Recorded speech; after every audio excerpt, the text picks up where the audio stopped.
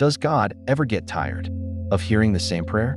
Have you ever gone before Him and asked for something, and then the next day you asked again, and the next week you were still asking about that same thing? The same breakthrough, the same healing, the same answer that hasn't come yet. And somewhere in your mind, a quiet thought whispers, does He think I already asked Him that? Is God listening? Or is He tired of hearing me repeat myself? When you bring the same request before God over and over again, is that persistence or is that doubt? Is praying repeatedly a sign of faith that refuses to let go? Or is it a sign that you don't really believe He heard you the first time?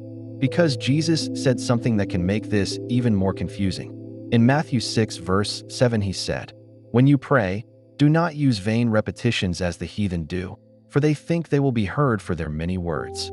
So what did He mean by that? Was He saying we should never repeat a prayer? Was He warning us against asking God for the same thing more than once? Or was He talking about something deeper than just repetition? If I pray today and I ask God for help, and tomorrow I come back and ask again, am I showing lack of faith? If I keep knocking, keep seeking, keep asking, does that mean I don't trust Him? Or could it mean that I trust Him enough to keep coming? Because in other places, Scripture tells us to pray without ceasing, to ask, to seek, to knock, and even Jesus Himself told a parable about persistence in prayer. So which is it? Do we stop repeating our prayer points because we think it shows doubt? Or do we continue bringing them before God because that is what faith actually looks like? If you have ever wondered whether heaven grows silent because you have said the same words too many times, if you have ever questioned whether God is tired of hearing about the same struggle, the same need, the same longing, then today we are going to settle that tension. We are going to look at what Jesus truly meant, and whether repeated prayer is unbelief or whether it might actually be the language of deep faith. Repetition in prayer is not a sign of weak faith. Many believers feel pressure to come up with fresh prayers every time. We worry that if we repeat ourselves, we are somehow bothering God or showing a lack of faith. But the truth is that repetition in prayer is not inherently wrong. It all depends on the heart behind the words. Jesus Himself addressed repetitive prayer in Matthew 6 verse 7. "But when ye pray, use not vain repetitions, as the heathen do, for they think that they shall be heard for their much speaking." Notice what Jesus is really saying here. He's not forbidding repetition. He's warning against vain repetitions, prayers that are said like a mantra, with no heart, no dependence on God, and no sincerity. Repetition becomes meaningful when it comes from a heart of faith, when it expresses trust, longing, and dependence on Him, not just empty words repeated over and over. Let's look at some examples from the Bible. Hannah, in 1 Samuel 1 verses 10 to 18, prayed repeatedly for a child. She wept. She poured out her heart. She didn't stop praying until God answered. And He did. Her repeated prayers were not empty. They were fueled by faith and desperation, and God honored that heart. Then there's Daniel, who prayed 3 times a day with consistency, even when it was dangerous. His prayers were not vain repetitions. They were acts of devotion, and God responded, protecting him in the lion's den. And Daniel also prayed for 21 days repeatedly for the same thing, until he saw the answer. Persistent prayer builds intimacy with God. It trains our hearts. It aligns our desires with His will. When you come to God repeatedly, you are not annoying Him. You are nurturing a relationship. You are saying, "Lord, I need you. I trust you. I will keep coming to you." Take a moment today to reflect on your prayers. Are they heartfelt, or are they just words you repeat because you feel you should? If it's the former, God hears. If it's the latter, adjust your heart. Make your repetition real and sincere, and watch how your intimacy with God grows. Remember what we asked. Does God get tired of hearing the same prayer? Absolutely not. He delights in a heart that keeps coming to Him, even if the words are the same, because it's the heart behind the words that matters most. The power of persistent, faithful prayer. Now that we've understood that repetition in prayer is not a sign of weak faith, let's explore the true power of persistent, faithful prayer.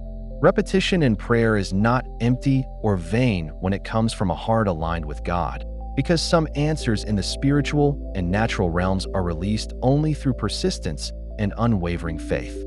Consider the example of Elijah on Mount Carmel. In 1 Kings 18 verses 41 to 44, the land had been dry, and God had withheld rain. Elijah didn't pray just once and give up. He prayed 7 times, repeatedly seeking God's intervention. Only after persistent, consistent prayer did God release the rain. This shows us that repeated prayer can break through spiritual delay, unlock heaven's provision, and bring God's promises into reality. Even Jesus himself demonstrated the power of repeated prayer. In the Garden of Gethsemane, Matthew 26 verses 36 to 44, he prayed 3 times, asking God if it were possible to take away the cup of suffering from him, yet always submitting to the Father's will. Jesus' prayers were not empty words. They were heartfelt, persistent, and aligned with God's purpose. This teaches us that faithful repetition is not a lack of trust, but a demonstration of dependence and intimacy with God. Then we have Daniel, whose story is a profound lesson in spiritual persistence.